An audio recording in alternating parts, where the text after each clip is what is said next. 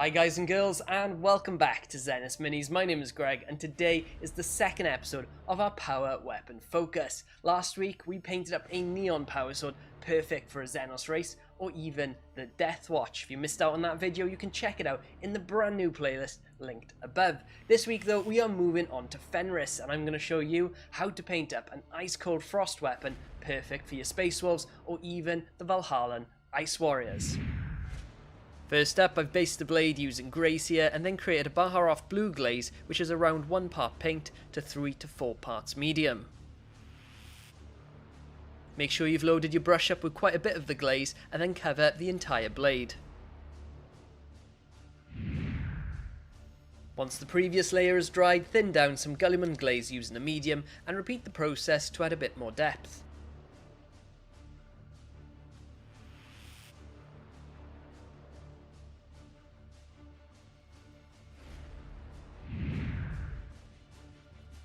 Next, shade the entire blade using a watered down Coelia green shade.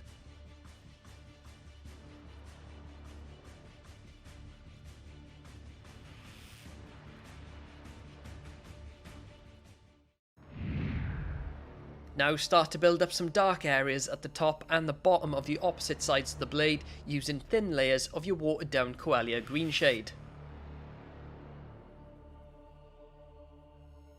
Repeat the process as much as is needed to create your gradients and that reflective effect. Then return to your Guilliman blue mix and start to glaze from the centre of the blade to either the top or the bottom, depending which side you're painting on, and this will just help fill in the mid-tones between the light and dark parts of the sword. Now that the transitions are done, you'll want to start to dry brush using white scar. Your dry brushing results will be more effective if you aim for straight strokes from 1 or 2 different directions and that you're trying to catch the edge of the blade.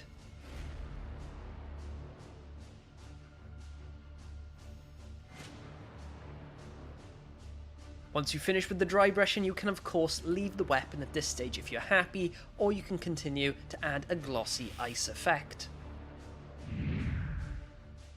To make the blade look like it's built up a layer of frost, stipple and brush on a small amount of Valhallan Blizzard. Less is certainly more here, so make sure you're not overdoing it with the texture paint, we're just aiming for a subtle frosty effect. And finally, create a high gloss effect by brushing on some Ard Coat.